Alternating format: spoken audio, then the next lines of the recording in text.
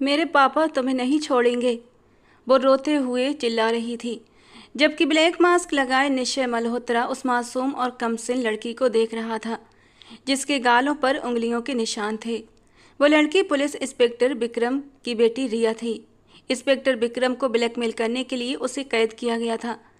इस लड़की पर हाथ किसने उठाया, वो गुस्से से गरजा। फिर दिल के हाथों मजबूर होकर बेख्तियार उसके गालों पर मरहम लगाने लगा।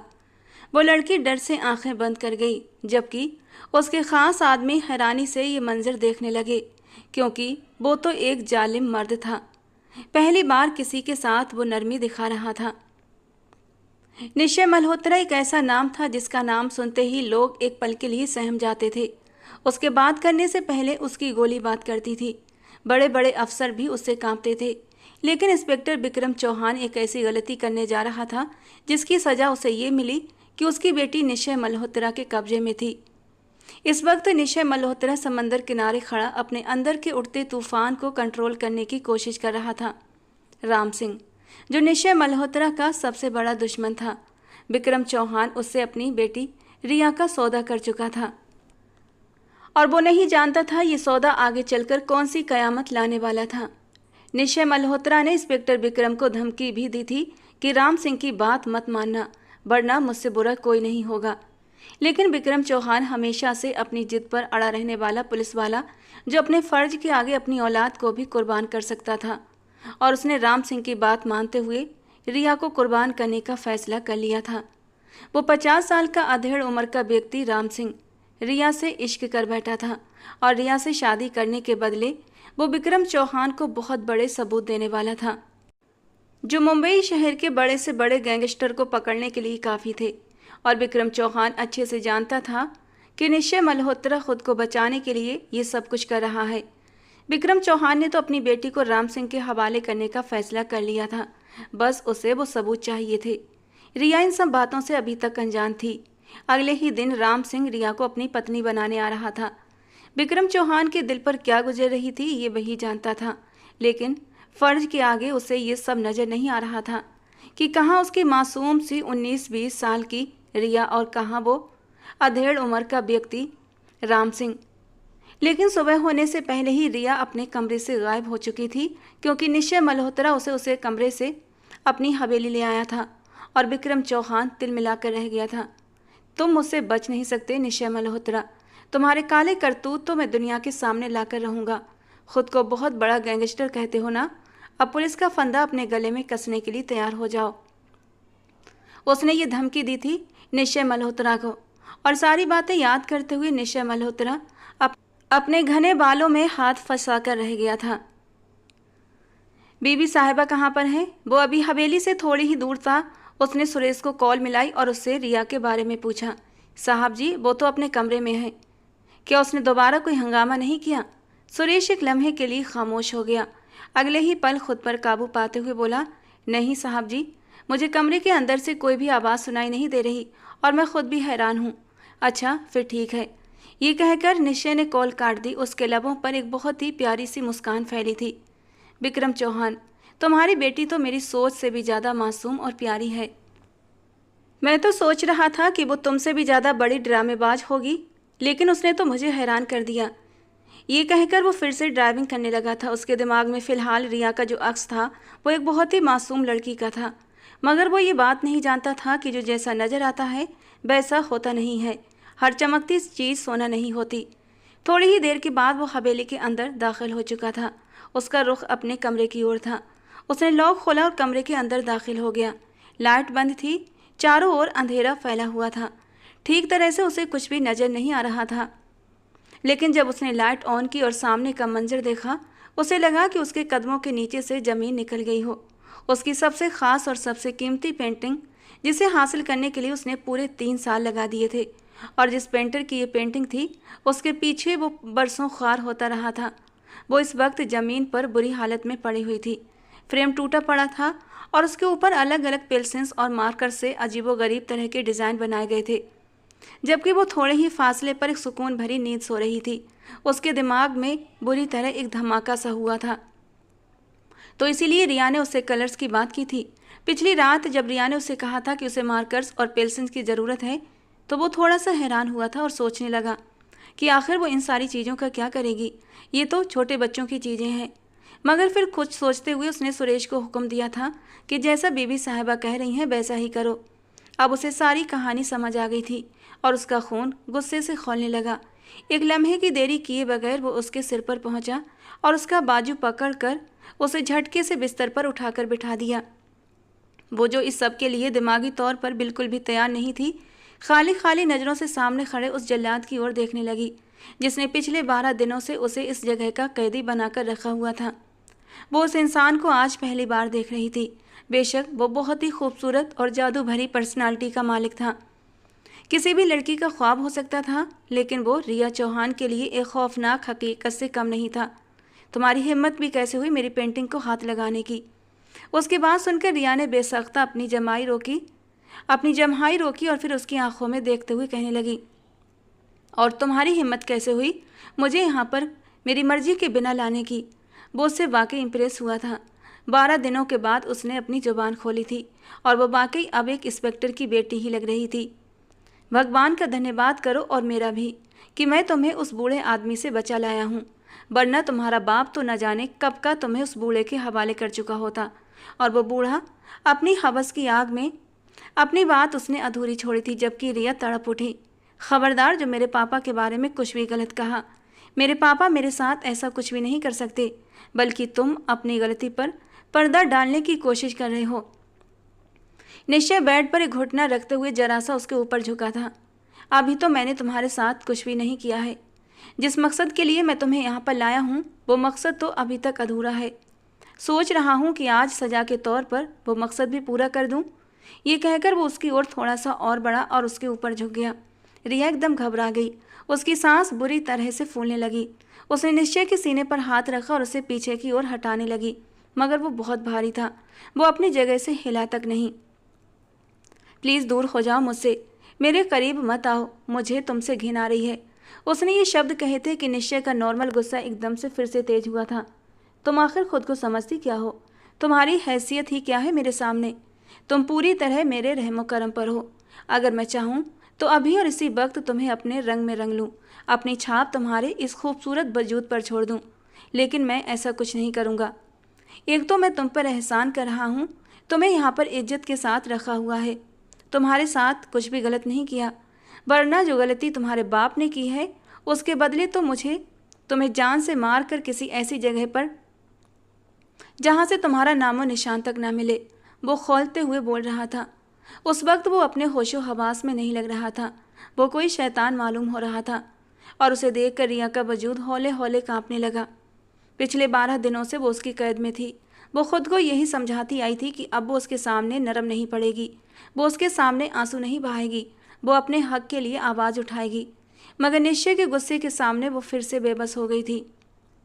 वो उसका हाथ पकड़कर उसे खींचता हुआ जमीन पर पड़ी उसी पेंटिंग के करीब ले आया था। तुम्हें पता भी है ये पेंटिंग कितने की है? उसकी बात सुनकर वो सहमी हुई नज़रों से उसके चेहरे की ओर देखने लगी। 3 करोड़ की है ये पेंटिंग। जहाँ तक मेरा ख्याल है तुम इतने पैसे अपनी सारी ज़िंदगी में नहीं देखे होंगे।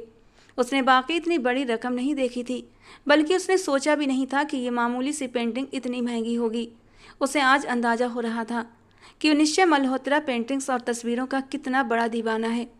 रिया मैडम, अब तुम खुद ही सारे पैसे पूरे करोगी। अब तुम मुझे पूरे 3 करोड़ ला कर दोगी। चलो मैं तुम्हारे लिए ये काम आसान कर देता हूँ। जिस दिन तुम इस पेंटिंग के पैसे पूरे करने में कामयाब हो गई उस दिन तुम यहाँ से जा सकती हो, मगर उससे पहले तक तुम मेरे पास ही रहोगी। अगर तुमने इस हवेली से एक कदम भी बाहर निकालने की कोशिश की तो मैं भगवान की सौगंध उठाकर कहता हूँ, न सिर्फ तुम्हें बल्कि तुम्हारी सारी नस्लों को तबाह और बर्बाद कर दूंगा। तुम लोगों के चेहरे से मुस्कान छीन लूँगा और तुम लोगों का वो हाल करूँगा कि पूरी दुनिया के सामने एक बहुत बड़ी सीख बनकर रह जाओगी। रिया की हालत ऐसे थी जैसे काटो तो बदन में लहू नहीं, और अब उसके मुंह से एक शब्द भी नहीं निकल रहा था। वो बहुत ज़्यादा डर चुकी थी। बस आंखों से आंसू बहते चले जा रहे थे। मैं इतने सारे पैसे कहाँ से लाऊंगी? वो कांपती हुई आवाज़ में बोली। ये तुम्हें उस वक्त सोचना चाहिए था जब तुमने मेरी पेंटिंग ख़राब करने का इरादा किया था। आप मुझे ये बातें बता सकते हैं कि मैं ये पैसे कहाँ से कमा सकती हूँ? क्या मैं आपके लिए कोई ऐसा काम कर सकती हूँ जिसके बाद मेरी गलती माफ़ हो जाए? वो जल्दी से उसके सामने आकर खड़ी हुई थी और अपने आंसू साफ करते हुए उससे पूछने लगी। थोड़ी देर तक वो लड़की जो उसे आंखें दिखा रही थी अब उसके सामने नजरें झुकाकर खड़ी हुई थी। वो जो थोड़ी देर पहले तक निश्चय को तकलीफ पहुंचाने का इरादा भी रखती थी, अब खुद उसके सामने किसी कठपुतली की तरह पेश हो रही थी। तुम्हें मेरा गुलाम बनना होगा, वो लापरवाही से कंधे उचकाकर बोला था। क्या मतलब है इस बात का? उसने हैरानी से निश्चय के चेहरे की ओर देखा। मतलब साफ है, मैं तुम्हें जो कुछ भी कहूँ तुम्हें वो सब कुछ करना होगा, और जिस दिन तुमने मेरे हुक्म को मानने से इनकार किया उस दिन तुम्हारी सज़ा नए सिरे से शुरू हो जाएगी।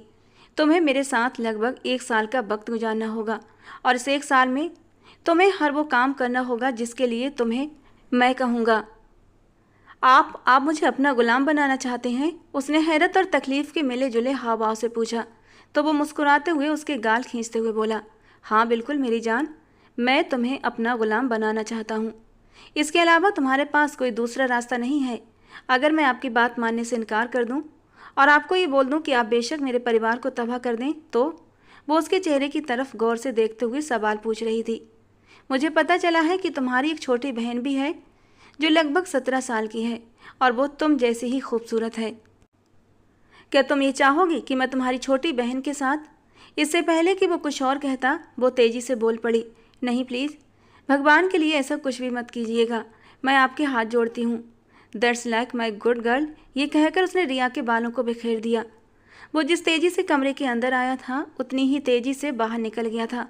हे भगवान मेरी मदद करो। वो ज़मीन पर बैठ गई और अपने भगवान से प्रार्थनाएं करने लगी। उसे एक पल के लिए भी चैन नहीं मिल रहा था। वो सिर्फ 20 साल की एक छोटी सी लड़की थी जिसके अपने कई सपने थे और उसने उन सपनों को पूरा करना था, लेकिन वो एक दरिंदे के चंगुल में फंस गई थी। वो आदमी उससे लगभग उम्र में 10-11 साल बड़ा लग रहा था। मैं इतने सारे पैसे कहाँ से लाऊंगी? वो घबराई हुई आवाज़ में अपने बाल खींचते हुए बड़बड़ाने लगी। उसके पापा एक ईमानदार पुलिस अफसर थे, इसलिए उसने एक मिडिल क्लास परिवार में जन्म लिया जहाँ मुश्किल से ही उसकी ज़रूरतें पूरी हो पाती थीं। फिलहाल वो जिस महल जैसी हवेली में थी उसने कभी सपने में भी नहीं देखा था, और ना ही उसे इन सब चीज़ों का कोई लालच था। उस कैद में उसका दम घुट रहा था, और अब जो एक बहुत बड़ी गलती उसने कर दी थी उसका अंजाम तो उसे भुगतना ही था। क्या वो मेरे साथ ज़बरदस्ती करेगा? ये ख्याल जैसे ही उसके मन में आया वो झट से सिर हिलाकर खुद को समझाने लगी, नहीं, ऐसा नहीं हो सकता। अगर उसे ऐसा कुछ करना होता तो अब तक कर चुका होता। वो खुद को तसल्ली दे रही थी, वो मुझे नुकसान नहीं पहुंचाएगा। उसके आंसू लगातार बह रहे थे। आखिरकार उसने अपना सिर दोनों हाथों में दबा लिया और ज़मीन पर बैठकर सिसकने लगी। निश्चय मल्होत्रा जो अपने कमरे में बैठा हुआ रिया के कमरे में लगाए गए कैमरों से सब कुछ देख रहा था, उस लड़की को रोता देखकर एक पल को उसका दिल तेजी से बेचैन हो उठा, मगर अगले ही पल उसने खुद को पत्थर बना लिया। वो इतना कमज़ोर नहीं था कि एक लड़की के सामने घुटने टेक दे, और ना ही वो खुद को उसके सामने बेबस दिखाना चाहता था। वो अंडरवर्ल्ड डॉन था और एक बहुत बड़ा बिजनेसमैन भी। वो कैसे एक साधारण लड़की के सामने हार मान सकता था? उसने खुद को याद दिलाया और लैपटॉप जोर से बंद कर दिया। सुरेश, जो थोड़ी दूर खड़ा अपने साहब की हालत देख रहा था, अपनी मुस्कान दबाते हुए अचानक बोल पड़ा, सर, क्या मेरे लायक कोई काम है? नहीं, फ़िलहाल यहाँ से जाओ, जब ज़रूरत होगी तो बुला लूँगा, उसने बेजारी से कहा। इस समय उसका मन किसी भी चीज़ में नहीं लग रहा था। साहब जी, अगर आप कहें तो हम इंस्पेक्टर विक्रम को कॉल कर सकते हैं और उन्हें बता सकते हैं कि उनकी बेटी हमारे पास है। इसके बाद हम उनसे अपने सारे काम आसानी से निकलवा सकते हैं। सुरेश अब की बार थोड़ा गंभीर हो गया था। निश्चय का गुस्सा 7वें आसमान पर पहुंच गया। खबरदार, जो किसी ने उस इंसान को कॉल की, मैं उसकी जान ले लूँगा। उसे ये कभी पता नहीं चलना चाहिए कि उसकी बेटी मेरे कब्जे में है। मगर सर, उसे हमने इसी इरादे से तो उठाया था कि हम उसके बाप से अपने फ़ायदे के काम निकलवाएंगे। तू बॉस है या मैं? वो खूंखार नज़रों से उसकी आंखों में देखता हुआ बोला। सुरेश ने बेमन से अपनी नज़रें झुका लीं, लेकिन उसके होठों पर अब भी मुस्कान थी। उसे जो बात पक्की करनी थी वो तो हो ही चुकी थी। उसका बॉस एक 20 साल की लड़की के प्यार में गिरफ्तार हो चुका था। वो इंसान जो कहता था कि उसे कोई चीज़ हरा नहीं सकती, कि उसकी कोई कमजोरी नहीं है, आज वो एक लड़की के सामने बेबस होता हुआ दिखाई दे रहा था। जी सर, जी आप ही मेरे बॉस हैं, और आप जैसा कहेंगे वैसा ही होगा। ये कहकर उसने अपनी गर्दन झुकाई और तेजी से कमरे से बाहर निकलता चला गया। अगले दिन निश्चय मल्होत्रा ने अपने घर में अलग अलग लोगों की एक मीटिंग रखी थी, जिसमें कुछ गैंगस्टर थे और कुछ बड़े बड़े अफसर। ये सारे लोग गैरकानूनी गतिविधियों में लिप्त थे और इन सबका लीडर निश्चय ही था। ये मीटिंग घर के बेसमेंट में रखी गई थी और किसी को भी वहां जाने की इजाज़त नहीं थी, क्योंकि इस मीटिंग के पीछे निश्चय मल्होत्रा का एक बहुत बड़ा खतरनाक इरादा छिपा हुआ था। रिया, जो आधी रात को पानी पीने के इरादे से बाहर आई थी, उसने निश्चय की सारी बातें सुन ली थीं। मीटिंग मेरे ही घर पर रखी जाएगी और तुम लोगों का आना बहुत ज़रूरी है, क्योंकि इस मीटिंग में मैं कुछ ख़ास पॉइंट तुम लोगों को समझाना चाहता हूँ। बहुत ख़ास मीटिंग है। ये रिया के कान खड़े हुए थे ये सब सुनकर। आखिर किस तरह की मीटिंग है? और अब उसके भीतर एक बार फिर जिज्ञासा भर गई थी। वो देखना चाहती थी कि आखिर किस तरह की मीटिंग है और यहाँ क्या हो रहा है। दोपहर के 12 बजे का समय था। निश्चय लोगों के साथ बैठकर बातचीत कर रहा था, जबकि रिया बहुत ही सावधानी से बेसमेंट की ओर बढ़ी थी। नीचे बेसमेंट में सामने ही एक गार्ड खड़ा था। वो गर्दन ऊंची करके उसके सामने जाकर खड़ी हुई। बीबी साहिबा, आप? उसे देखकर वो घबरा गया। आप यहाँ से चली जाइए, यहाँ किसी को भी आने की इजाज़त नहीं है। होश में तो हो? तुम मुझसे किस लहजे में बात कर रहे हो? भूल गए हो कि मैं तुम्हारे साहब की मोहब्बत हूँ? अगर मैंने उन्हें बता दिया तो वो तुम्हें जान से मार देंगे। ये वही गार्ड था जिसके दोस्त ने एक बार रिया पर हाथ उठाया था और फिर निश्चय ने उसका जो हाल किया था, उसके बाद वो भी डर गया था। बीबी साहिबा, भगवान के लिए साहब से शिकायत मत कीजिएगा।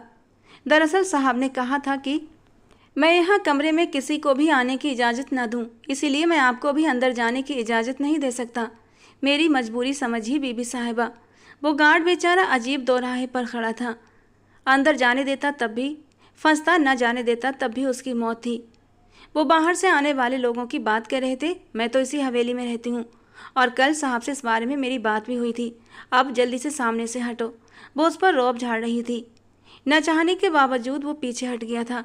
रिया ने दरवाज़ा खोलने की कोशिश की तो पता चला कि वो तो बाहर से लॉक था।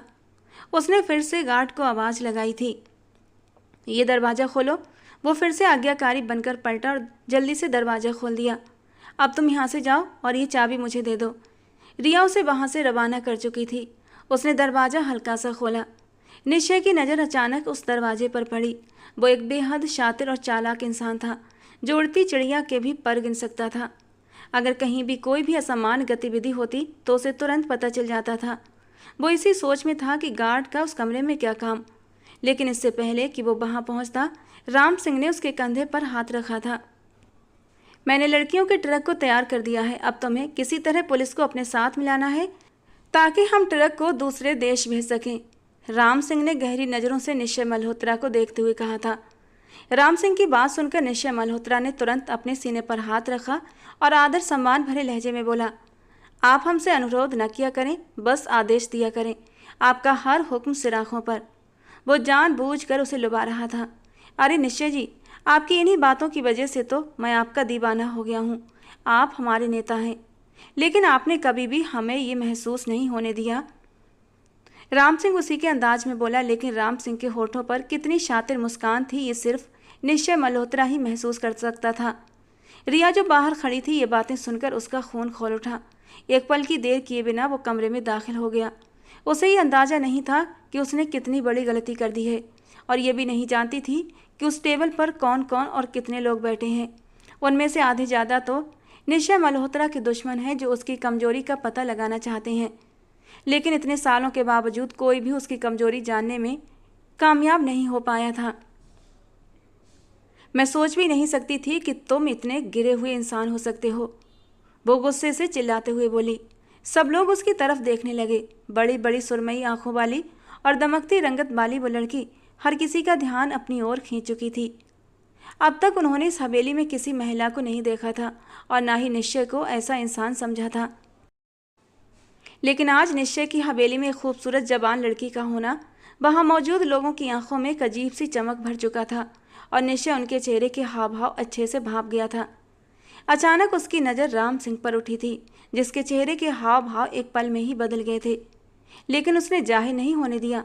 उसे रिया पर सख्त गुस्सा आया था। तुम यहाँ क्या कर रही हो? अभी और इसी वक्त जाओ यहाँ से। निश्चय गुस्से से अपनी जगह से उठा और रिया को बाहर जाने का इशारा किया। मैं कहीं नहीं जाऊँगी। तुम जैसे घटिया गिरे हुए इंसान का चेहरा मैं दुनिया के सामने लाकर रहूंगी।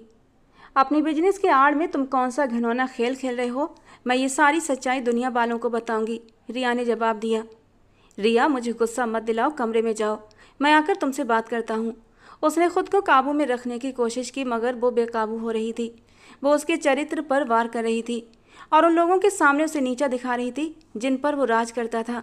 निश्चय, क्या ये तुम्हारी छोटी बहन है? वहाँ मौजूद एक आदमी ने अचानक पूछा, तो निश्चय ने पीछे पलटते हुए गुस्से से उसका गला पकड़ लिया। जिस लड़की के लिए वो अपने दिल में फीलिंग रखने लगा था, उसके बारे में इन शब्दों को सुनना उसे गवारा नहीं था। उसने अपनी पकड़ उसकी गर्दन पर मजबूत की थी और उसकी आंखें बाहर निकलने को हुई थीं। जब किसी चीज़ के बारे में पता ना हो तो अपनी जुबान को काबू में रखा करो। उसके इस बर्ताव ने वहाँ बैठे सभी लोगों को ये साफ इशारा दे दिया था कि वो लड़की उसके लिए क्या मायने रखती है। जबकि राम सिंह मुट्ठियाँ भींचकर खुद को काबू करने की कोशिश कर रहा था। वहाँ बैठे हुए मर्दों ने एक दूसरे की ओर रहस्यमयी अंदाज में देखा था, जैसे कह रहे हों कि सबसे अच्छा माल तो निश्चय ने अपने घर में छुपा कर रखा है। सबके चेहरों पर दबी दबी मुस्कान थी। रिया, जो उन सबके बीच के इशारों को समझ चुकी थी, उसने जल्दी से मेज पर रखा पिस्टल उठा लिया। निश्चय को धमकी देते हुए बोली, मैं तुम्हारे बिजनेस के बारे में अच्छे से जान गई हूँ। तुमने मुझे भी इसीलिए इस हवेली में कैद करके रखा है ना, ताकि वक्त आने पर तुम मेरा भी सौदा। लेकिन एक बात कान खोलकर सुन लो, अगर तुम मेरे पास आए तो भगवान की कसम मैं अपनी जान ले लूँगी, लेकिन अपने आप पर कोई गंदी नज़र भी नहीं पड़ने दूंगी। उसे उस आदमी से बहुत ज़्यादा डर लग रहा था। इससे पहले तो वो सिर्फ निश्चय मल्होत्रा से डरती थी, लेकिन आज उसे उससे घिन भी आ रही थी। उसे डर था कि कहीं निश्चय उसे भी उन्हीं लड़कियों की तरह दूसरे देश में ना भेज दे। एक लड़की के लिए उसकी इज्जत से बढ़कर कुछ नहीं होता, और अगर ज़रूरत पड़े तो वो अपनी जान भी दे जाती है, और रिया भी उन्हीं लड़कियों में से थी। जबकि रिया के हाथ में देखकर निश्चय का दिल धक से हुआ था। उसका निशाना अपनी कनपट्टी की तरफ था और निश्चय मल्होत्रा को अपनी जान अटकती हुई महसूस हुई थी। देखो, वो नीचे रख, वो खेलने की चीज़ नहीं है, निश्चय मल्होत्रा ने उसे छोटे बच्चों की तरह पुचकारते हुए कहा। मैं अच्छी तरह जानती हूँ कि ये खेलने की चीज़ नहीं है, क्योंकि मैं एक पुलिस वाले की बेटी हूँ। ये कहने की देर थी कि वहाँ बैठे सभी लोग वोटिंग करने लगे। निश्चय को बहुत गुस्सा आ रहा था। वही जानता था कि उसने खुद पर किस तरह काबू रखा था, वरना आज से पहले तक उसने कभी किसी की बेवजह बात बर्दाश्त नहीं की थी। वो उसी वक्त उसे सबक सिखा देता था। अगर वहाँ उसकी जगह कोई और होता तो शायद उसे जान से भी मार देता, लेकिन अब सामने उसकी कमजोरी खड़ी थी। देखो, वो नीचे रख दो, वो तुम्हारे खेलने की चीज़ नहीं है, कहीं ऐसा ना हो कि तुम्हें नुकसान हो जाए। वो बहुत ही नरमी से कह रहा था, साथ ही साथ वो छोटे छोटे कदमों से उसकी ओर बढ़ भी रहा था। खबरदार, जो तुम मेरे पास आए मैं इसे चला दूंगी, वो चिल्लाते हुए बोली। उसकी हालत अजीब सी हो गई थी, आंखों से आंसू बह रहे थे। ये इंसान इतना नीच होगा उसने सोचा भी नहीं था। रिया, मैं कह रहा हूँ ना, उसे नीचे रख दो, वरना तुम। मैं नीचे नहीं रखूँगी, वो फिर से चिल्लाई थी। और ख़बरदार, जो तुम मेरे करीब आए। इससे पहले कि वो कुछ और कहती या कुछ करती, पीछे से गार्ड ने आकर उसे बाजू से पकड़कर झटक दिया था और पिस्टल उसके हाथ से छूटकर ज़मीन पर गिर गया। निश्चय उसके पास पहुंच गया और उसके चेहरे पर एक जोरदार थप्पड़ मारा था। वो इसके लिए तैयार नहीं थी, लड़खड़ाकर ज़मीन पर गिरती। इससे पहले ही निश्चय ने आगे बढ़कर उसे अपनी बाहों में संभाल लिया। दूर रहो मुझसे, हाथ भी मत लगाओ, गंदे इंसान। रिया ने उसे धकेलने की कोशिश की, लेकिन थप्पड़ इतना तेज था कि वो उसकी बाहों में ही बेहोश हो गई। तुम्हारी हिम्मत कैसे हुई इसे अंदर लाने की? अब वो अपने गार्ड पर चिल्ला रहा था। साहब जी, मुझे माफ़ कर दो। छोटी बीबी साहिबा कह रही थी कि अगर मैंने उन्हें अंदर न भेजा तो वो आपको शिकायत कर देंगी। हे भगवान, क्या करूं मैं इस लड़की का? उसने बेबस होकर अपने बालों में हाथ फंसाया। राम सिंह, जो थोड़ी दूरी पर खड़ा था, मुस्कुराते हुए पूछने लगा, तुम उससे मोहब्बत करते हो? आप लोगों का उससे किसी प्रकार का कोई लेना देना नहीं होना चाहिए। आप लोग यहीं रुकें, मैं थोड़ी देर में आता हूँ, फिर हम इस विषय पर बात करेंगे। सपाट अंदाज में कहकर उसने रिया को अपनी बाहों में संभाला और कमरे की ओर चल पड़ा। उसका दिल तेजी से धड़क रहा था। जिंदगी में पहली बार उसे इस लड़की को लेकर डर लग रहा था। ये तुमने क्या कर दिया रिया? तुमने अपने साथ साथ मुझे भी बहुत बड़ी आजमाइश में डाल दिया है। उसने उस लड़की के चेहरे को देखते हुए बेचारगी से कहा। जब तक वो उसके दुश्मनों की नज़रों से दूर थी तब तक वो निश्चिंत था। तब तक वो जानता था कि रिया की जान को कोई खतरा नहीं, मगर अब सभी को पता चल गया था, और न जाने कितनों को और पता चलने वाला था कि उसने अपनी हवेली में एक लड़की को रखा हुआ है जिस पर वो अपनी जान तक निछावर करने को तैयार है। जब रिया को होश आया तो एक अंधेरे कमरे में थी। उसने उठने की कोशिश की लेकिन उसे हैरत का एक झटका लगा था क्योंकि उसके हाथ बंधे हुए थे और मुंह पर टेप लगी थी। उसने अपने आप को रस्सियों से छुड़ाने की कोशिश की लेकिन पकड़ बहुत मजबूत थी। बेबसी से वो जोर जोर से हिलने लगी। मैंने तुम्हें मना किया था ना कि मेरे मामलों में दखलंदाजी मत करना। अचानक ही उसे उस मर्द की आवाज़ सुनाई दी। वो एक पल के लिए अपनी जगह पर जमी रही और फिर जोर जोर से सिर से नकार की मुद्रा में हिलाने लगी। उसे देखकर साफ लग रहा था कि वो कुछ बोलने की कोशिश कर रही है। निश्चय मल्होत्रा ने एक झटके से उसके मुंह से टेप हटा दी। उसे दर्द का तेज एहसास हुआ लेकिन उसने खुद पर काबू रखा और नफरत से बोली, मुझे तुम जैसे इंसान से गहरी नफरत है। मैं तुम्हें अंजाम तक पहुंचा कर ही रहूँगी। तुम्हें किसी लड़की की इज्जत खराब करने की अनुमति नहीं दूंगी। आखिर तुम इतने घटिया कैसे हो सकते हो? देखो लड़की, तमीज़ से बात करो। भूलना मत कि इस वक्त तुम मेरी पहुंच में हो। मैं तुम्हारे साथ जो चाहूँ कर सकता हूँ। वो उसके पास बैठते हुए उसका चेहरा अपने हाथों से दबाते हुए बोला, मुझे तुम जैसे घटिया इंसान से डर नहीं लगता। मुझे अपने भगवान पर यकीन है। मुझे पता है मेरा भगवान मुझे कभी बेइज्जत नहीं करेगा। भगवान क्या करेगा और क्या नहीं ये तो वक्त बताएगा। फिलहाल तो अपनी ये फिजूल बातें बंद करो और मुझे बताओ कि तुमने हिम्मत कैसे की उस कमरे में दाखिल होने की। उसकी बातों को पूरी तरह नज़रअंदाज करते हुए निश्चय उसकी आंखों में सीधे देख रहा था और उसी समय उसके मोबाइल की स्क्रीन की तरफ देखा था जिसमें सामने एक लड़की नज़र आ रही थी जिसके साथ 3 आदमी खड़े थे और वो रो रही थी। वो लड़की कोई और नहीं बल्कि रिया की छोटी बहन थी। क्या तुम इस लड़की को पहचानती हो रिया डार्लिंग? निश्चय की बात सुनकर वो बेबस होकर डरी हुई निगाहों से उसके चेहरे की ओर देखने लगी। इसे छोड़ दो प्लीज़, इसे छोड़ दो।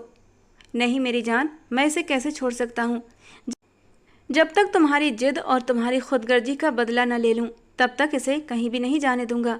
देखो, मैंने तुम्हारे हुक्म की अवहेलना की है ना, तो जो कुछ करना है मेरे साथ करो, पर भगवान के लिए मेरी बहन को कोई भी। मैं तुम्हारे सामने हाथ जोड़ती हूँ। तुम जो कहोगे मैं वो करने को तैयार हूँ।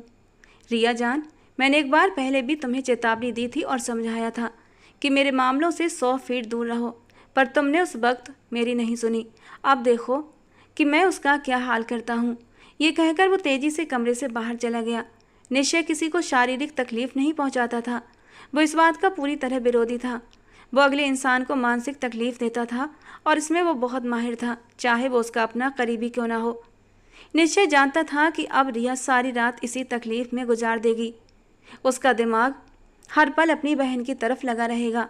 हजारों तरह के शक और ख्याल उसे परेशान करते रहेंगे जिसकी वजह से वो बेचैन रहेगी। और निश्चय मल्होत्रा को यकीन था कि वो फिर कभी इस तरह की हरकत करने की कोशिश नहीं करेगी। वहाँ से बाहर निकलने के बाद उसने फ़ोन उठाया। उस लड़की को जहाँ से उठाया था वहाँ इज्जत से छोड़ कर आओ। उसे किसी भी तरह की कोई तकलीफ मत पहुँचाना। सुरेश उस वक्त वर्षा के करीब खड़ा था। वो 17 साल की एक मासूम सी लड़की थी, मगर वो अपनी उम्र से थोड़ी बड़ी ही लगती थी, शायद उसके चेहरे के तीखे नए नक्श की वजह से। तुम्हारी उम्र क्या है? वो घुटनों के बल उसके करीब बैठा और उसके चेहरे की ओर देखते हुए प्यार से पूछने लगा। मैं 17 साल की हूँ, उसने मासूमियत से जवाब दिया। हे मेरे भगवान, जो लड़की मुझे पसंद आती है वो एक छोटी सी बच्ची क्यों निकलती है? ये बात उसने ऊंची आवाज़ में कही थी, जबकि वर्षा ने गुस्से से सुरेश को घूरा था। क्या मतलब है आपकी इस बात का? कुछ नहीं, चलो चलो तुम्हें तुम्हारे घर छोड़ आता हूँ। क्या आप सच कह रहे हैं? क्या आप वाकई मुझे मेरे घर छोड़ देंगे? हाँ, तुम्हें क्या लगता है कि मैं तुमसे मजाक कर रहा हूँ? नहीं, मुझे लगा था मेरी बहन की तरह मुझे भी गुमशुदा कर दिया जाएगा। उसने मासूमियत से सिर झुकाते हुए कहा। मैं तुम्हारे पास फिर आऊँगा, लेकिन 3 साल बाद, जब तुम 20 साल की हो जाओगी। आप उस वक्त क्यों मेरे पास आएंगे? क्या आप मुझे फिर से अगवा कर लेंगे? वो उसी मासूमियत से बोली और सुरेश को बेइंतहा उस पर प्यार आया। लबों पर एक हल्की सी मुस्कान आई जिसे उसने जल्दी ही छुपा लिया, लेकिन उसने खुद पर कंट्रोल रखा। नहीं, उस वक्त मैं तुम्हें हमेशा हमेशा के लिए अपने साथ लेने आऊँगा। उस वक्त तुम्हें किसी भी तरह की छूट नहीं मिलेगी और न कभी तुम्हें खुद से दूर होने दूंगा। मजबूत लहजे में वो ये कहता हुआ उसे गाड़ी में बिठा चुका था, जबकि वर्षा उसकी बातों को समझते हुए भी अनजान बन चुकी थी। बराबर में बैठा सुरेश रंधावा उसके दिल की धड़कनें तेज कर चुका था। वो उसे उसके घर के सामने ड्रॉप करके चला गया। जब वो अपने घर के अंदर दाखिल हुई तो इंस्पेक्टर विक्रम बेचैनी से भागते हुए उसके पास आए और उसे अपने सीने से लगा लिया। करीब ही प्रियंका जी रो रही थीं, जिनकी एक बेटी पहले ही लापता थी और दूसरी बेटी को भी न जाने किसने सुबह के वक्त घर से उठा लिया था।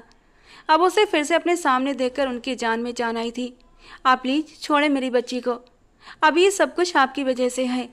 आपकी अपनी बेटी की ज़िंदगी खतरे में है। आप मेरा यकीन माने या ना माने, लेकिन ये सब कुछ आपके दुश्मन कर रहे हैं ताकि वे आपको डराएं।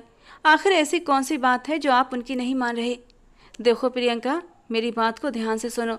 जब मैं इस फील्ड में आया था तब मैंने खुद से वादा किया था कि मैं अपने देश के साथ वफादार रहूँगा और अपने देश के साथ साथ किसी भी तरह की गद्दारी नहीं करूँगा। इसके लिए मुझे अगर अपना पूरा परिवार भी कुर्बान करना पड़ा तो मैं कुर्बानी दूंगा। ये तो फिर एक बेटी है और ये बात तुम अपने दिमाग में जितनी जल्दी बिठा लो तुम्हारे लिए आसानी रहेगी, उन्होंने बहुत ही मजबूत लहजे में कहा। वहीं प्रियंका जी हैरानी और चिंता के मिले जुले हाव भाव से उस इंसान को देख रही थी जो अपने देश के लिए हर हद से गुजरने को तैयार था। काश मेरी कोई औलाद न होती, उन्होंने चिल्लाते हुए कहा। इंस्पेक्टर विक्रम ने उनकी बात की ओर ध्यान नहीं दिया और कमरे की ओर बढ़े। जब वो पीछे हटे प्रियंका जी ऊंची आवाज़ में बोली, आपको तो कोई फर्क ही नहीं पड़ता। आपका दिल तो पत्थर का है। मुझसे पूछो, मैं एक माँ हूँ। मेरा दिल हर वक्त खून के आंसू रोता है, हर वक्त अपनी बेटी के लिए बेचैन रहता है। न जाने वो कहाँ है, किस हाल में है, मुझे उसके बारे में कुछ भी पता नहीं। ये कहकर वो सिसकती हुई ज़मीन पर बैठ गई। इंस्पेक्टर विक्रम कमरे में गए और थके हुए अंदाज में अपने बिस्तर पर बैठ गए।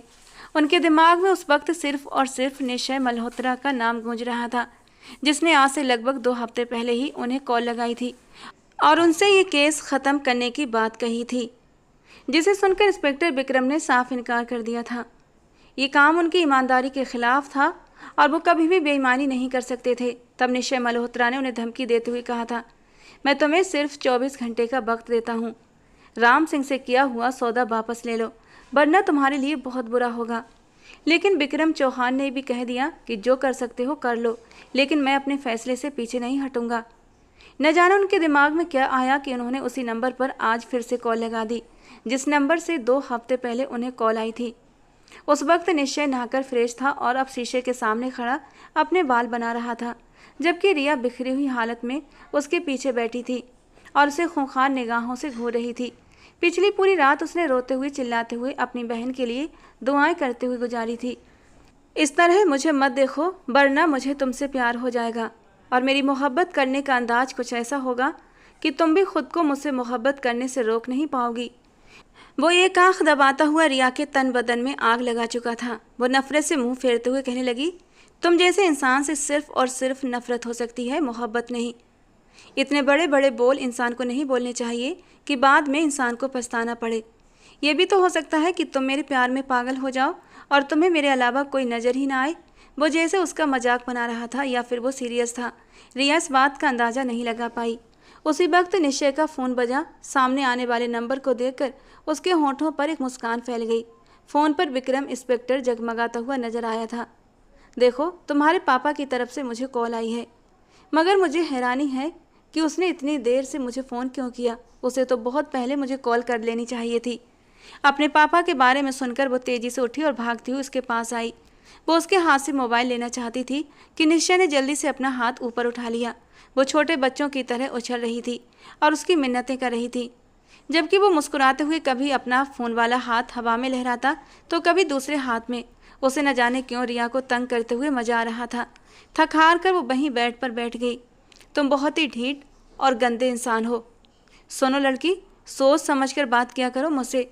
आखिर को तुम्हारा होने वाला पति हूँ, मुझसे बदतमीजी मत किया करो। तुम्हें किसने कहा कि मैं तुमसे शादी करूँगी?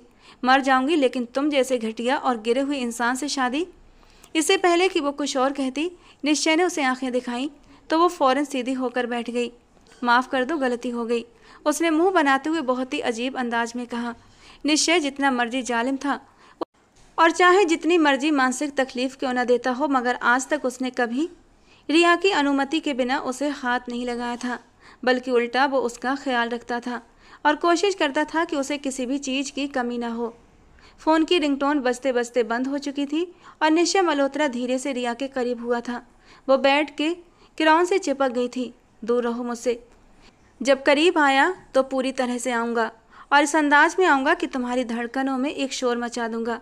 वो आंखों में शरारत लिए बोला था और रिया के पीछे पड़ा रुमाल उठाकर उससे उसके दोनों हाथ बांध दिए, क्योंकि उसको पूरा यकीन था रिया गड़बड़ करने की कोशिश जरूर करेगी। और रिया बेबसी से उसे देखकर रह गई थी, जबकि उसके सर पर हल्की सी चपत मारते हुए वो कमरे से बाहर चला गया। रात के वक्त रिया आधी नींद में थी और आधी जाग रही थी जब निश्चय दरवाज़ा खोलकर अंदर दाखिल हुआ। वो करवट लिए अपने बंधे हुए हाथ सर के नीचे रखे सो रही थी। सोते हुए वो सीधा निश्चय के दिल में उतर गई थी। उसे कब पता था कि अनजान लड़की उसके दिल पर यूं कब्जा जमाकर बैठ जाएगी। वो तो उसके बाप से बदला लेने के लिए उसे ज़बरदस्ती लेकर आया था। इंस्पेक्टर विक्रम को अपनी बात न मानने की सज़ा देना चाहता था, लेकिन उसकी मोहब्बत में गिरफ्तार होकर वो खुद को ही सज़ा दे बैठा था। वो धीरे से उसके करीब हुआ और गालों पर बिखरे बाल उसने बहुत धीरे से हटाकर कान के पीछे किए थे। फिर उसने बहुत ही धीरे से उसके हाथ खोले और फिर जिस जगह पर निशान थे उसने उस जगह पर बहुत ही नरमी से अपने होंठ रखे थे। बहुत ही प्यार के साथ उसने रिया के ऊपर कंबल ठीक किया और उसके माथे पर प्यार देते हुए बहुत ही प्यार से बड़बड़ाते हुए बोला, तुम मेरे लिए बहुत ख़ास हो, तुम्हें मैं किसी भी कीमत पर नहीं खो सकता। और रिया का दिल तेजी से धड़क रहा था। वो उस वक्त जाग रही थी और अपने पूरे होशो हवास में थी, मगर उसमें इतनी हिम्मत नहीं थी कि वो अपनी आंखें खोलकर सामने खड़े उस जालिम इंसान को देख सके। दूसरी तरफ उसके कांपते हुए होठों को देखकर वो भी अंदाज़ा लगा चुका था कि वो उसकी सारी बातें सुन चुकी है।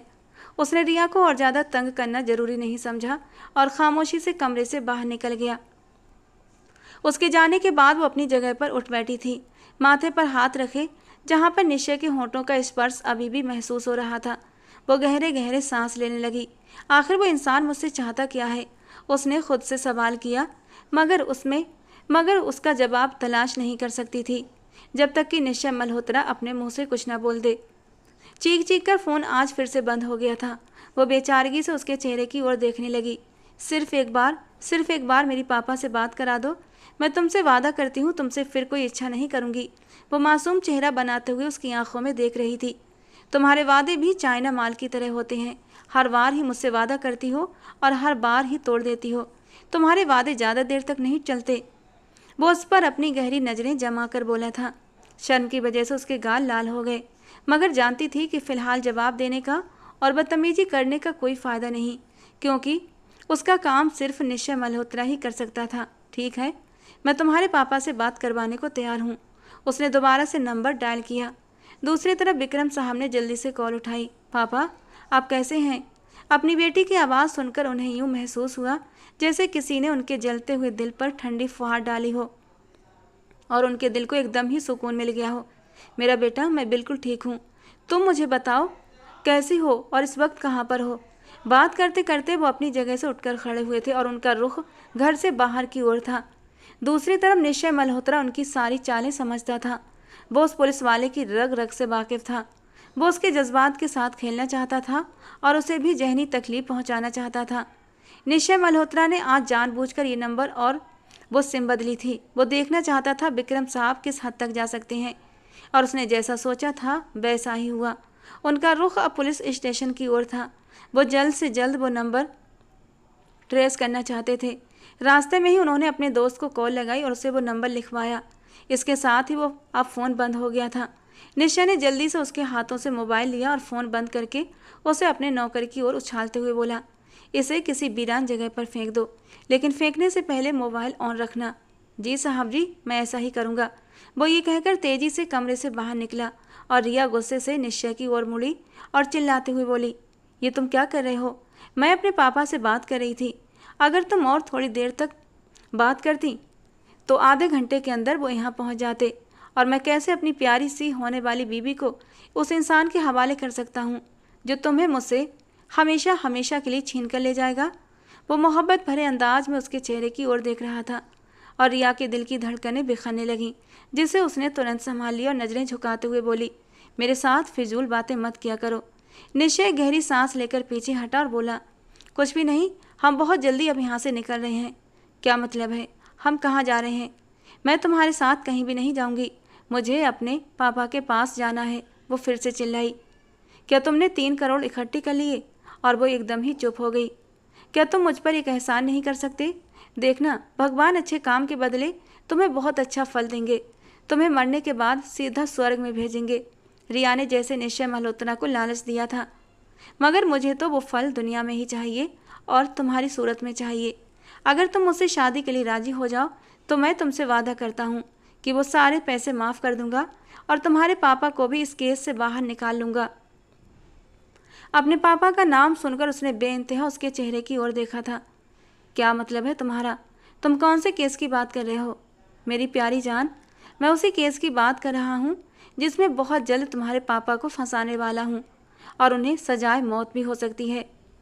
तुम ऐसा कुछ भी नहीं करोगे, वो जोर से चिल्लाई थी।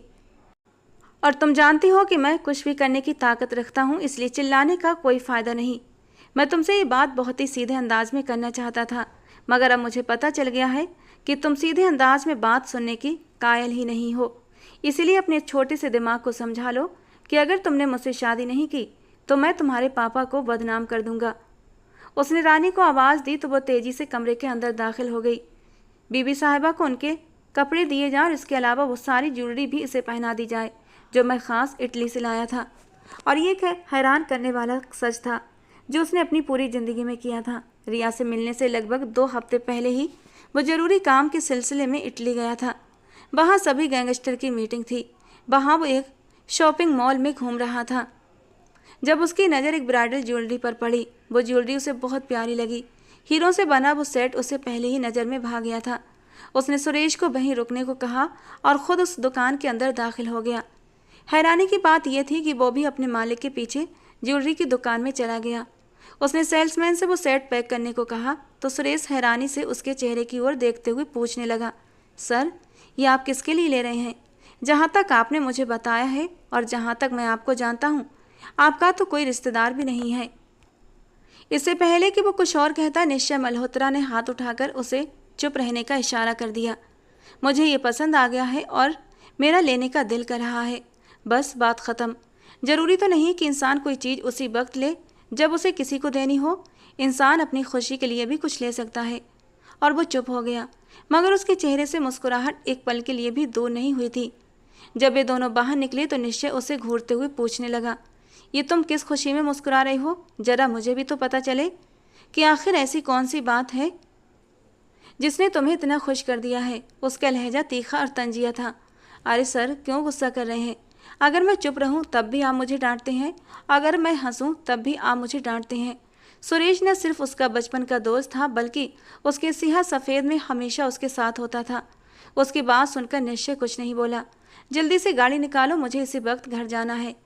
आज जब सुरेश ने निश्चय को वो सेट उठाए हुए देखा तो वो मुस्कुराते हुए कहने लगा, सर, जिसके लिए आपने ये ली थी, आखिर आपको वो इंसान मिल ही गया। निश्चय भी इस बार मुस्कुरा दिया था। थोड़ी ही देर के बाद उसे तैयार कर दिया गया था और रिया आसमान से उतरी हुई कोई परी लग रही थी। आज से पहले निश्चय ने इतना पवित्र और मासूम हुस्न कभी नहीं देखा था। ऊपर से उसके रोने की वजह से लाल आंखें और छोटी सी लाल नाक किसी का भी मन डगमगा सकती थी। रोकर तुम अपने ऊपर नहीं बल्कि मुझ पर जुल्म कर रही हो, निश्चय ने प्यार से उसके आंसू साफ करते हुए कहा तो वो शिकायत भरी नज़रों से उसके चेहरे की ओर देखने लगी।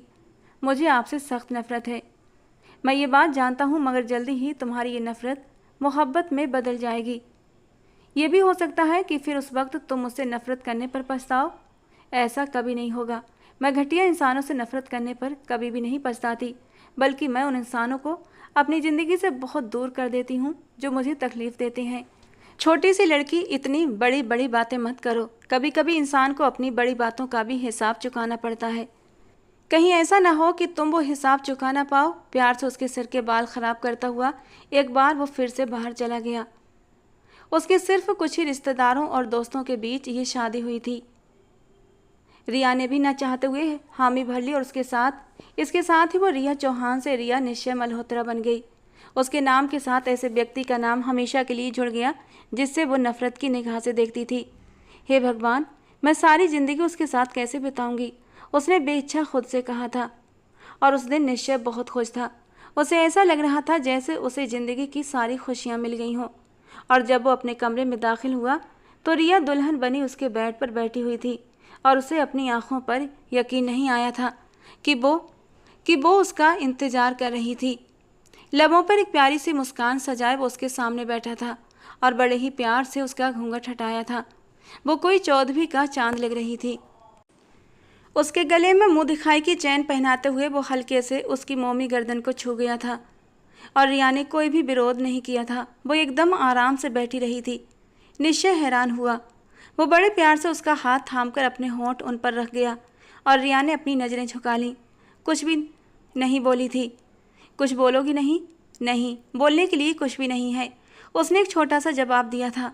वो धीरे धीरे बड़े ही प्यार से उसकी ज्वेलरी उतारने लगा और जब उसके होंठों पर झुका तब भी रिया ने अपना बचाव नहीं किया। वो हैरान होकर उससे दूर हटा था। मुझे तो लगा कि तुम ज्वालामुखी बनी बैठी होगी, जैसे ही मैं तुम्हें हाथ लगाऊंगा फट पड़ोगी, लेकिन तुम इतनी शांत। I don't believe. तो बिलीव कर लें, क्योंकि हाथ पैर चलाने और बचाव करने का कोई फ़ायदा नहीं है। आपने करना तो वही है जो आपकी मर्जी होगी। अब जब शादी कर ली है तो आप अपना हक लिए बिना पीछे नहीं हटेंगे। रिया ने कुछ रूठे और शांत अंदाज में जवाब दिया था, जबकि निश्चय एक कहकहा लगाकर हंस पड़ा था। या फिर तुम्हारी खामोशी का ये मतलब समझूं कि तुम भी निश्चय मल्होत्रा की संगत के लिए तरस रही हो? मोहब्बत हो गई है मुझसे, वो उसकी आंखों में आंखें डालकर बोला था और रिया का दिल धड़क उठा। हरगिज भी नहीं, तुम जैसे इंसान से कभी मोहब्बत हो ही नहीं सकती। अच्छा, फिर मेरे करीब आने पर तुम्हारी पलकें लरज क्यों उठी थीं और तुम्हारे दिल की धड़कन इतनी तेज क्यों है? निश्चय ने एकदम अपना हाथ उसकी नरम धड़कन पर रखा था, जो धड़क तो पहले ही रही थी, लेकिन निश्चय का हाथ रखते ही और भी तेजी से दौड़ने लगी थी। ऐसा कुछ भी नहीं है, उसने जल्दी से उसका हाथ अपने सीने से हटाया था। जानती हो, पहले मैंने यही सोचा था कि तुम्हारे करीब नहीं जाऊंगा जब तक कि तुम मुझसे मोहब्बत न करने लगो, लेकिन अब अपनी एक रात की नई नवेली दुल्हन को तरसता हुआ भी नहीं छोड़ सकता, वरना मुझे पाप लगेगा। उसने झट से आगे बढ़कर रिया को अपनी बाहों में समेटा था। उसके लबों की नरमी चुराते हुए एक हाथ से उसने उसकी डोरियों को खोल दिया था। ब्लाउज नीचे सरका तो निश्चय की दिल की धड़कनें तेज हुई थीं। वो उसकी खूबसूरती देखकर एक पल में ही बुरी तरह मदहोश हुआ था, जबकि निश्चय की नज़रों को खुद पर महसूस करके रिया ने जल्दी से आगे हाथ बढ़ाते हुए रिमोट से सारी लाइट्स को ऑफ कर दिया था। उसके इस तरह शर्माने पर निश्चय के लबों को हल्की सी धीमी मुस्कान ने छुआ था। अगले ही पल उसने अपने दहकते नरम होठों से उसकी मुलायम धड़कनों को छूते हुए रिया के अंग अंग में एक मदहोशी भर दी थी। रिया जो खुद को मजबूत करके बैठी थी और जाने कब से खुद को समझा रही थी कि उसे उस इंसान से नफरत है, लेकिन पता नहीं क्यों निश्चय की हर छुअन पर उसका अंग अंग मचल उठा था और न चाहते हुए भी वो निश्चय की बाहों में सिमट गई थी। निश्चय ने मुस्कुराते हुए उस मासूम सी लड़की को खुद में समेट लिया था। उसका काम चाहे कुछ भी रहा हो, लेकिन वो अपने सीने में एक नरम दिल रखता था और उस दिल में रिया की मोहब्बत जोर शोर से अपने पंजे गाड़ चुकी थी। वो पूरी रात अपनी मोहब्बत की बारिशें रिया पर करता रहा। वैसे तो रिया मुंह फुलाए अपनी नाराज़गी दिखाती रही, लेकिन उसकी हर शरारत पर उसके होठों से एक मदहोश सिसकी निकलती थी, जो निश्चय को उसकी रजामंदी का सबूत देती थी कि वो भी निश्चय की संगत में पूरी तरह मदहोश है। वो रात दोनों की ज़िंदगी की एक हसीन रात साबित हुई थी और न चाहते हुए भी रिया अपने चेहरे से निश्चय की दी हुई रंगत के खूबसूरत रंग हटा नहीं पा रही थी। सुबह सुबह उसकी आँख खुली तो रिया उसकी बाहों में ही सो रही थी। तभी कमरे पर दस्तक हुई थी। रिया को आराम से तकिए पर लिटाते हुए वो अपनी शर्ट पहनकर बाहर निकला था, जहाँ उसके कुछ दोस्त खड़े थे जो बहुत ज़रूरी सूचना देने आए थे। वो उन्हें लेकर अपने ख़ास रूम में चला गया था और काफ़ी देर तक उनसे मीटिंग करता रहा। नौकरानी को उसने फ़ोन पर कह दिया था कि मैडम जी उठें तो उन्हें नाश्ता करा देना और मेरे बारे में कह देना कि एक ज़रूरी काम से गए हैं। अपने दोस्तों को विदा करने के बाद जैसे ही वो हवेली के अंदर दाखिल हुआ, सामने का मंजर देखकर उसने अपनी सांस रुकती हुई महसूस की थी। नहीं, ऐसा नहीं हो सकता, उसने खुद से कहा। उसका सिर बुरी तरह से चकरा रहा था, जबकि उसके गार्ड जमीन पर घायल पड़े हुए थे। अचानक ही उसे कराहती हुई आवाज़ सुनाई दी। वो तेजी से वहाँ गया जहाँ सुरेश घायल हालत में जमीन पर पड़ा था। उसने मजबूती से निश्चय का हाथ पकड़ लिया। उसकी आंखों में आंसू बहने लगे। मुझे माफ़ कर दो निश्चय, मैं मैडम रिया को बचा नहीं पाया। वो जलील इंसान रिया मैडम को लेकर चला गया। वो टूटे फूटे शब्दों में अपनी बात पूरी करने की कोशिश कर रहा था। निश्चय ने उसे तुरंत चुप कराया और उसे भरोसा देते हुए कहा, तुम फिक्र मत करो सुरेश, मैं तुम्हें कुछ भी नहीं होने दूंगा। फिलहाल उसे सबसे ज़्यादा चिंता सुरेश की थी, जिसने हर मुश्किल वक्त में उसका साथ दिया था, जिसके बूते पर ही वो आज इस मुकाम पर पहुंचा था। निश्चय, मुझे माफ़ कर दो। मैंने हमेशा तुम्हारी वफादारी की है और अब तुम्हारा ये वफादार बंदा ही मर रहा है। मेरे लिए इससे बढ़कर खुशी का कोई स्थान नहीं होगा। नहीं सुरेश, ऐसी बातें मत करो, तुम्हें कुछ नहीं होगा। तुम मुझे बताओ कि ये सब कुछ तुम लोगों के साथ किसने किया? निश्चय ने अपने आंसू पोंछते हुए कहा। वो यहाँ पर आया था और निश्चय का बस नहीं चल रहा था कि वो उस इंसान का हिसाब चुकता कर दे। अब तुम देखो मैं उसके साथ क्या करता हूँ। वो अपने इस कारनामे की बड़ी कीमत चुकाएगा। उसे क्या लगता है कि मैं उसे कभी ढूंढ नहीं पाऊंगा? वो नहीं जानता कि उसने किससे पंगा लिया है। कल रात ही उसने एक छोटी सी चींटी जैसी डिवाइस रिया की गर्दन में फिट की थी, जिसके बाद वो दर्द से कराह उठी थी और चिल्लाते हुए कहा था, ये तुम्हारे प्यार करने का कौन सा तरीका है निश्चय? तो वो मुस्कुराते हुए बोला था, कभी भी तुम मुझसे जुदा नहीं हो पाओगी। यही वो ट्रेसिंग डिवाइस थी जो आज उसके काम आने वाली थी। जेब से फ़ोन निकालकर वो किसी को एड्रेस समझाने लगा। थोड़ी ही देर बाद एम्बुलेंस आ चुकी थी और सुरेश को लेकर चली गई। सुरेश को अस्पताल पहुंचाने के बाद उसने तुरंत कार मंगवाई और उसके साथ ही एक भारी फौज भी मंगाई थी। आज उन्होंने हर हाल में राम सिंह के अड्डे पर पहुंचना था और उसका काम ख़त्म करना था। राम सिंह पहले भी कई गैर कानूनी गतिविधियों में शामिल था और उसकी नज़र रिया पर पहले से ही थी। वो उस दिन मीटिंग में रिया को निश्चय मल्होत्रा की हवेली में देख चुका था और आज उसे मौका मिला था रिया को इस हवेली से अपने साथ वापस ले जाने का, और उसने अपना काम कर दिया था। जब वो वहां पहुंचा तो इंस्पेक्टर विक्रम पहले ही पुलिस फोर्स के साथ खड़े थे। उसे अपनी ओर आते देख इंस्पेक्टर विक्रम की आंखों में खून छलक आया। उनकी बेटी का गुनहगार आज उनके सामने था। उन्होंने जल्दी से पिस्तौल निकाली। इससे पहले कि वो उस पर गोली चलाते, करीब खड़े ऑफिसर ने उन्हें रुकने का इशारा किया और डांटते हुए कहा, रुक जाइए, ये आप क्या कर रहे हैं? सर, निश्चय पर पिस्तौल निकालने की हिम्मत कैसे हुई? निश्चय ने हाथ उठाकर उन्हें चुप रहने का इशारा किया, जबकि इंस्पेक्टर विक्रम का मुंह हैरत से खुला का खुला रह गया था। सर, निश्चय, ये शब्द इंस्पेक्टर विक्रम के दिमाग में गूंजने लगे और अपने ससुर साहब की हैरान आंखों में देखते हुए बोला, बहुत जल्दी ही मैं आपको अपनी सारी सच्चाई के बारे में बता दूंगा। फिलहाल हमारे लिए ज़रूरी है कि इस इंसान को पकड़ना और आपकी बेटी को जिंदा और सुरक्षित उसके चंगुल से निकालना। विक्रम साहब समझ नहीं पा रहे थे कि ये क्या हो रहा है। कुछ समय पहले निश्चय मल्होत्रा उनसे एक गुंडे के रूप में मिला था और आज वो एक पुलिस ऑफिसर के कपड़ों में मौजूद था। राम सिंह के ख्यालों में भी नहीं था कि वो लोग इतनी जल्दी उसकी पहुंच में आ जाएंगे। पूरी बिल्डिंग को चारों ओर से घेर लिया गया था। उसके लिए सबसे ज़रूरी यहाँ से निकलना था। उसने अपने एक आदमी को हिदायत दे दी कि यहाँ से निकलने से पहले पहले उस लड़की को मार डाले, मगर वो आदमी खुद ही एक झड़प में मारा गया था। रिया उस वक्त डरी सहमी कमरे में बैठी हुई थी। डर के मारे उसका हाल ख़राब था। उसकी आंखों से तेज़ी से आंसू बह रहे थे। थोड़ी ही देर बाद जब उसने निश्चय मल्होत्रा को उस इमारत के अंदर प्रवेश करते देखा तो वो एकदम भागती हुई उसके पास आई और उसके सीने से लगकर फूट फूट कर रोने लगी। उसे एकदम से ही सुरक्षा का एहसास हुआ था। निश्चय ने भी उसे अपनी बाहों में समेट लिया था और उसके माथे पर एक प्यार भरा किस दिया और उसे भरोसा देते हुए बोला, सब कुछ ठीक हो जाएगा, तुम्हें डरने की ज़रूरत नहीं है। और फिर उस दिन रिया पर और विक्रम मल्होत्रा पर यह राज खुला कि निश्चय एक सीक्रेट एजेंसी की फोर्स में एक कुशल ऑफिसर था, जो पिछले 5 सालों से और शहर की सबसे बड़े गैंगस्टर राम सिंह के केस में उलझा हुआ था। और उसके लिए उसने अपना नाम, अपना रूप, सब कुछ बदल लिया था।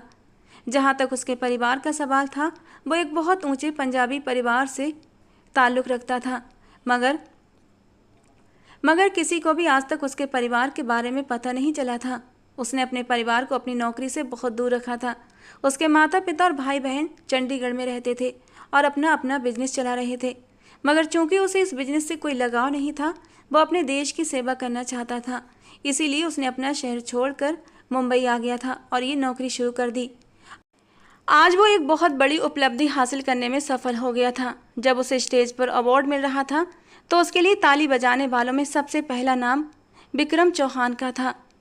वो इस आदमी से नाराज़ थे क्योंकि इस इंसान ने उन्हें बहुत परेशान किया था।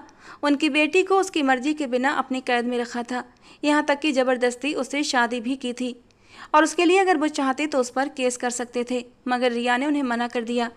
अब वो निश्चय मल्होत्रा की पत्नी थी और वो उस व्यक्ति से मोहब्बत भी कर बैठी थी। उसने अपने पिता से विनती की कि भगवान के लिए उसे कोई नुकसान न पहुंचाना। अगर आप उसे नुकसान पहुंचाएंगे तो मुझे भी तकलीफ़ होगी। और फिर बेटी की खुशी के लिए वो चुप हो गए थे। वो अवार्ड लेकर नीचे आया और रिया के हवाले करते हुए कहा, ये मेरा नहीं बल्कि तुम्हारा है। अगर शादी की पहली रात तुम्हारा अंदाज ये जाहिर न करता कि तुम मुझसे मोहब्बत करती हो, लेकिन तुम्हारे एक एक अंदाज से जाहिर हो रहा था कि तुम भी मेरे साथ खुश हो। उसकी बात सुनकर वो शर्माते हुए मुस्कुरा दी और अपना सिर निश्चय के सीने पर टिका दिया। अच्छा एक बात तो बताओ, आज की रात भी मुंह फुलाकर प्यार करोगी या फिर? वो धीरे से उसके कानों में फुसफुसाया था और रिया का चेहरा शर्म से लाल हो गया। आप बहुत बेशर्म हैं। बेशर्मी तो आज की रात दिखाऊंगा मेरी जान। आज की रात मुझे बेशर्मी का भी अवार्ड मिलेगा। वो एक आंख दबाते हुए अपनी उंगलियों से शरारत करते हुए उसके नाभि से नीचे ले जाते हुए बोला और रिया शर्म से लाल चेहरा लिए उसके पास से भागी थी। दूर तक उसके कानों में निश्चय का कहा गूंजता रहा। उसके लबों पर एक हल्की सी मुस्कान थी, जिंदगी से भरपूर मुस्कान। उसने उसकी ज़िंदगी में एक ऐसे रंग भर दिए थे जो रंग उसकी ज़िंदगी को बहुत खूबसूरत बना रहे थे। दोस्तों, आज की हमारी कहानी आपको कैसी लगी कमेंट बॉक्स में ज़रूर बताना। पसंद आई हो तो प्लीज़ लाइक करना। रोज़ एक नई और रोमांटिक कहानी सुनने के लिए हमारे चैनल को सब्सक्राइब करना। मिलते हैं दोस्तों अगली किसी नई कहानी के साथ।